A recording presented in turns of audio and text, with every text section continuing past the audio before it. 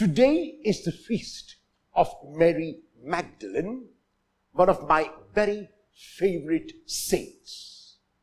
Mary Magdalene is the only woman who appears in all the 4 Gospels at the empty tomb.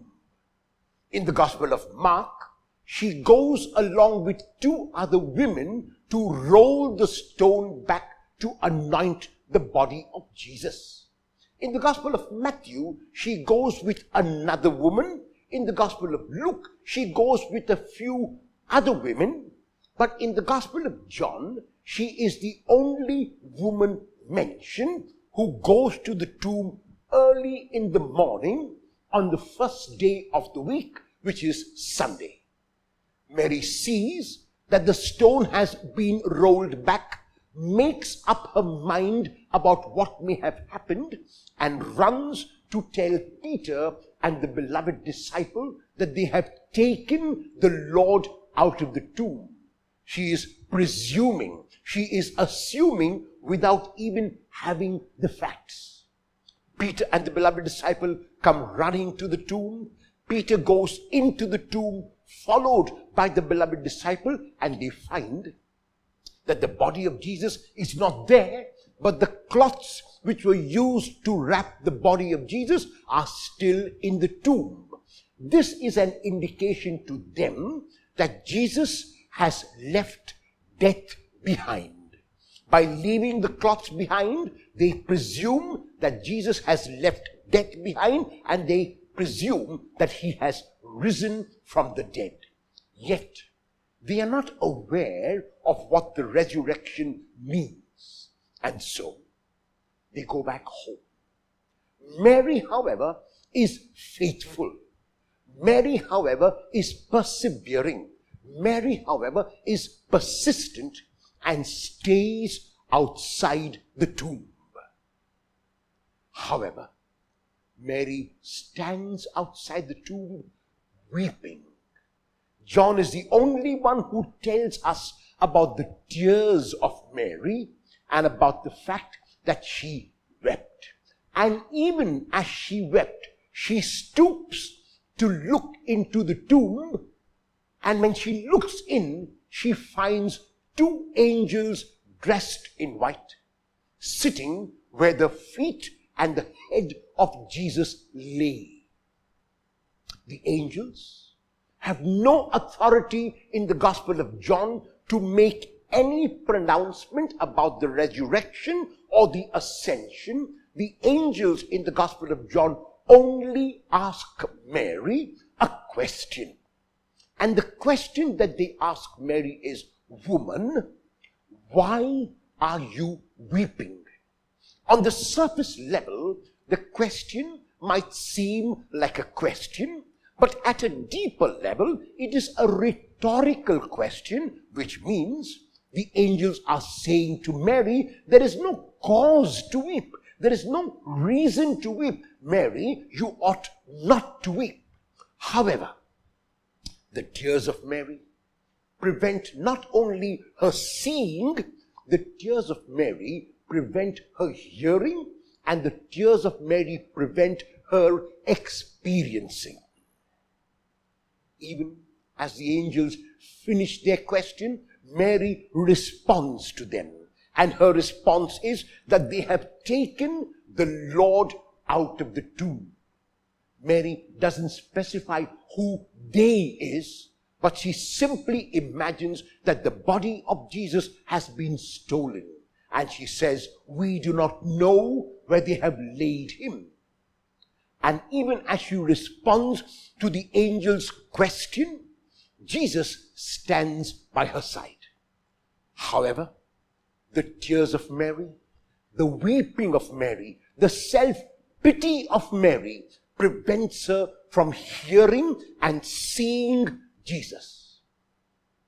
Her eyes are kept from recognizing Jesus. And Jesus repeats the question of the angels and adds another. He says to her, "Woman, why are you weeping? Tina zeteis." Tina zeteis in English means whom are you looking for? In the Gospel of John, this or a similar question is asked 3 times. The first time it is asked is in chapter 1, verse 38. When the 2 disciples of John go behind Jesus, Jesus realizes that they are coming behind him and turns and asks them, "Ti zeteite," what are you looking for? On the surface level, it will seem like a very courteous question. It will seem like a question for information. But on the deeper level, it means, what is your plan in life? What do you want from life? Why do you continue to live the way you do? That is the meaning of ti zeteite. What do you seek? The second time in chapter 18, verse 4, when Judas and the arresting party come to arrest Jesus, Jesus asks them a similar question, "Ti na zeteis," whom are you looking for? Unfortunately, they are not looking for the Lord, but the Jesus of Nazareth. When Jesus responds, "Ego eimi," I am, they draw back and fall to the ground. The reason is, the proper posture before God is always prostration. The proper posture before God is always to fall to the ground. The third time this question is asked is to Mary Magdalene when Jesus asks her, "Ti na zeteis." He repeats the question of the angels, "Woman, why are you weeping?" And the first question that the angels ask, "Whom do you seek?" Now Mary wants the dead Lord. She does not want the risen Jesus. So Mary thinks that Jesus is the gardener. Now, why did Mary think that Jesus was the gardener? Why did she not think that he was a watchman? Why did she not think he was a stranger? Why did she not think he was anyone else? The reason is because Mary's heart was saying that only a gardener could fulfill her wishes. Only a gardener could fulfill what she wanted. Only a gardener could satisfy her need at this time. And though she looks at Jesus, the tears prevent her from seeing correctly, and she sees Jesus as a gardener, as one who could fulfill what she wanted. And what did she desire? She desired the dead Jesus. She desired the Jesus who was laid in the tomb. And so she says to Jesus, whom she thinks is the gardener, "Sir, if you have taken him away, tell me, and I will go and get him." But what would Mary do, does she imagine, with the dead body of Jesus? Would she sit with the dead body? If yes, then for how long? How long could she sustain that vigil over a dead body? So Mary is talking from emotion. Mary is not talking from reason. And the emotion, unfortunately, is not the emotion of love. It is the emotion of craving, the emotion of desire, the emotion of selfishness, and the emotion of self-pity. Jesus has asked her 2 questions. And Mary has not recognized him, nor has she recognized his voice.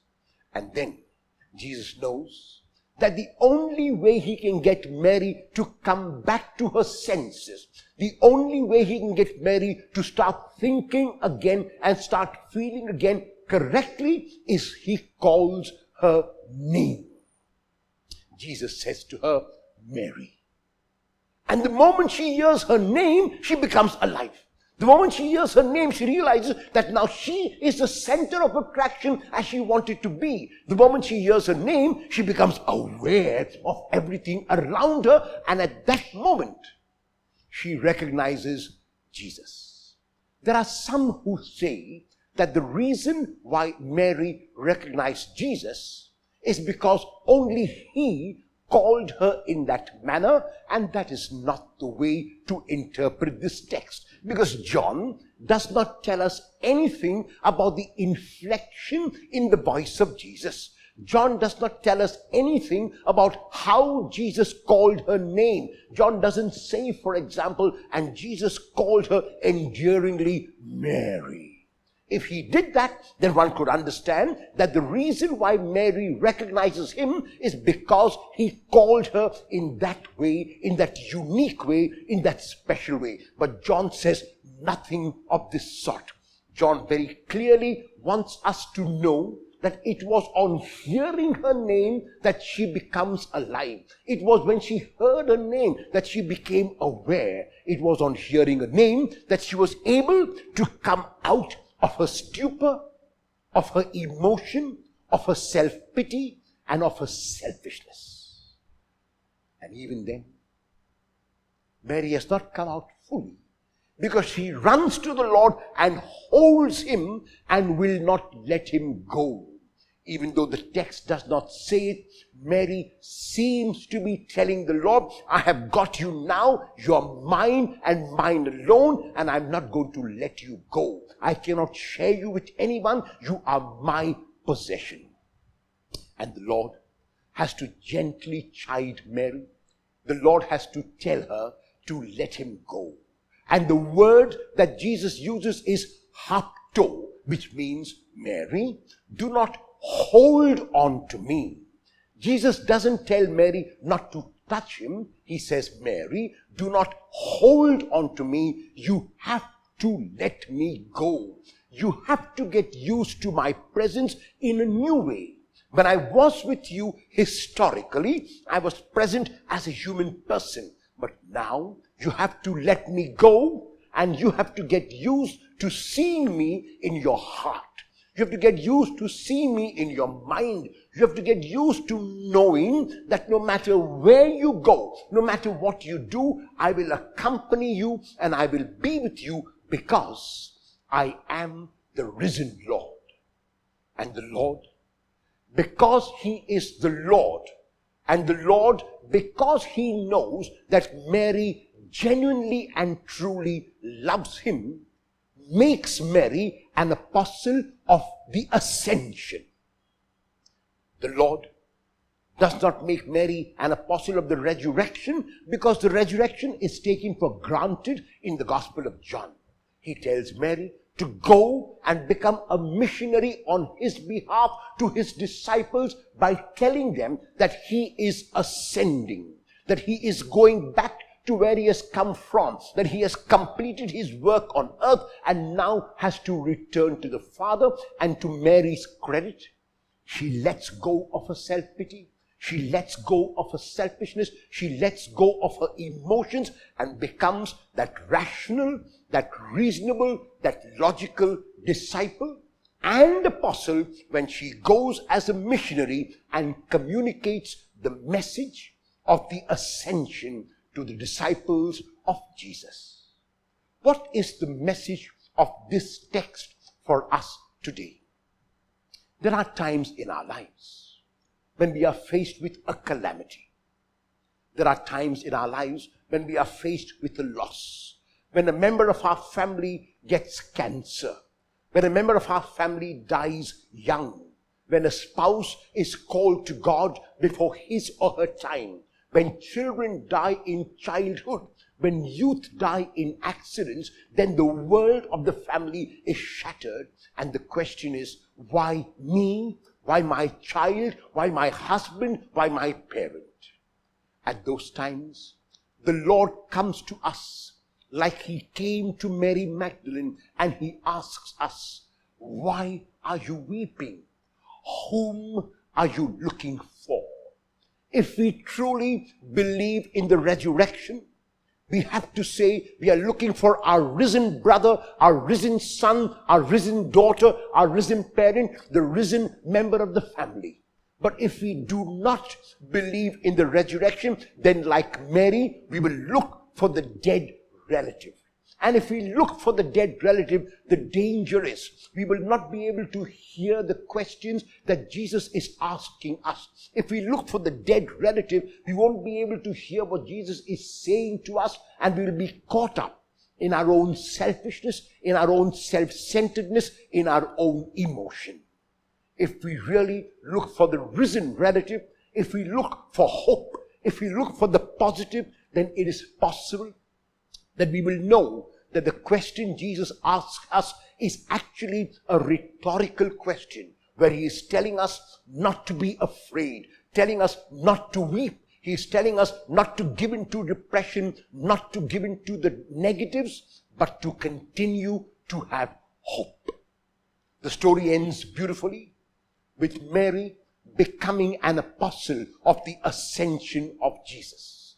Let us pray on this feast of this beautiful missionary Saint Mary Magdalene, that each one of us will let go, like she did, of our self-pity, of our selfishness, of our tears, which prevent us from seeing and hearing and experiencing, and know that our Lord is alive, and that our God is a God of hope, our God is a God of peace, our God is a God of